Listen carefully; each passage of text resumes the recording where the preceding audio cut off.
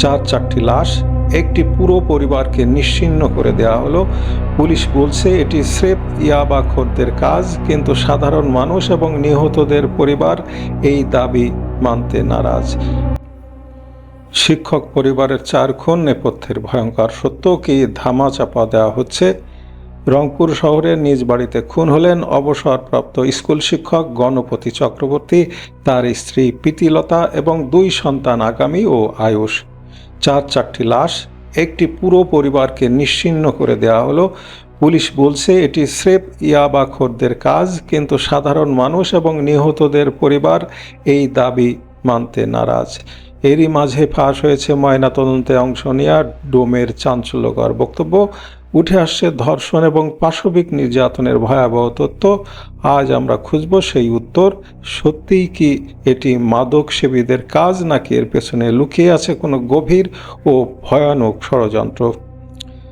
গত শনিবার রাতে রংপুরের কামাল কাসনা এলাকা থেকে উদ্ধার করা হয় এই 4 জনের মৃতদেহ।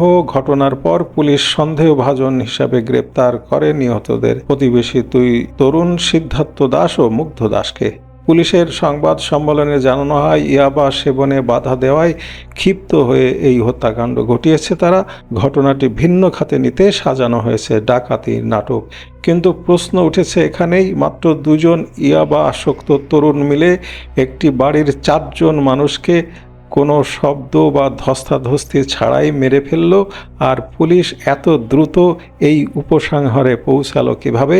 সোশ্যাল মিডিয়া ও স্থানীয় পর্যায়ে ছড়িয়ে পড়েছে শিউরে ওঠার মতো কিছু তথ্য। দাবি করা হচ্ছে গণপতি বাবুর স্ত্রী ও কন্যাকে হত্যার আগে পাশবিক নির্যাতন ও ধর্ষণ করা হয়েছে। এমনকি 13 বছরের ছোট্ট শিশু আয়ুষকে হত্যার আগে করা হয়েছে লিঙ্গ কর্তন। সংখ্যালঘু সম্প্রদায়ের মাঝে এই ঘটনা চরম আতঙ্ক তৈরি করেছে। তাদের প্রশ্ন, এটি কি কেবলই মাদক সেবীদের ক্ষোভ, নাকি একটি নির্দিষ্ট সম্প্রদায়কে ভয় দেখানোর জন্য পরিকল্পিত কোনো মিশন? সাধারণ ক্রাইমের মোড়ক পড়িয়ে কি কোনো ভয়াবহ সত্যকে ধামাচাপা দেওয়ার চেষ্টা চলছে? পুলিশ যখন একে ইয়াবাখোরদের কাজ বলে দাবি করছে, ঠিক তখনই সামনে এসেছে ময়নাতদন্তে অংশ নেওয়া ডোমের একটি কথোপকথন। এই কথোপকথন পুলিশের পুরো থিওরিকে প্রশ্নের মুখে ফেলে দেয়। চলুন দেখে নিই সেই কথোপকথনে কি বলা হয়েছে। মানে কি পাইছেন এমনিতে? আমাদের বীর্য ছিল মানে কোনটার মধ্যে? মেয়েটা মানে যেটা মেয়েটা, হ্যাঁ তাহলে ধর্ষণ হয়েছে? হ্যাঁ, ওরে আল্লাহ, আমি বলা যাবে না যে কি হয়েছে কি না হয়েছে, কিন্তু 2টা মায়ের বেটেই 2টা সোয়াব রাখা হয়েছে। মেয়েটা তো ধর্ষণ হয়েছে, ডাক্তার কি মানা করতেছে কেন? কি তা বলতে পারলাম না। এখন ডাক্তার জানে আর রিপোর্ট জানে। কি কয়? আমি বাইরে আপনারা কতদিন থেকে গ্লাস কাটেন? মেলা দিন দিকে, তাও কত তুলে? মেলা গঞ্জি নাই। মানে দেখি বুঝতে পারছেন? হ্যাঁ, ডাক্তার বলছে ওটা দেখো তো আছে কিনা। দেখলাম তো ওই যে বীর্য বাড়াচ্ছে, তো বলে ওটা রাখি দাও। ওটা রাখি দিলাম। এখন ডাক্তারের উপর তো আমি তো কিছু বলতে পারবো না।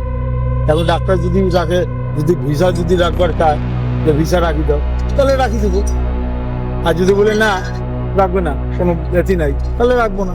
স্পষ্ট বলা মুশকিল, একটা সেন্সিটিভ ইস্যু, আমরা যেন সেভাবে কথা বলবো। তবে এটা হত্যাকাণ্ড এটুকু বলা যেতে পারে, ঠিক আছে, এটুকু। আর অন্যান্য বিষয়ে আর আমরা না বলি। ডোমের এই বক্তব্য পরিষ্কার ইঙ্গিত দেয় যে মা ও মেয়ের ওপর যৌন নির্যাতন চালানো হয়েছে এবং এর আলামতও সংগ্রহ করা হয়েছে। কিন্তু কোনো এক অজানা কারণে চিকিৎসকদের উপর এই তথ্য গোপন রাখার চাপ রয়েছে।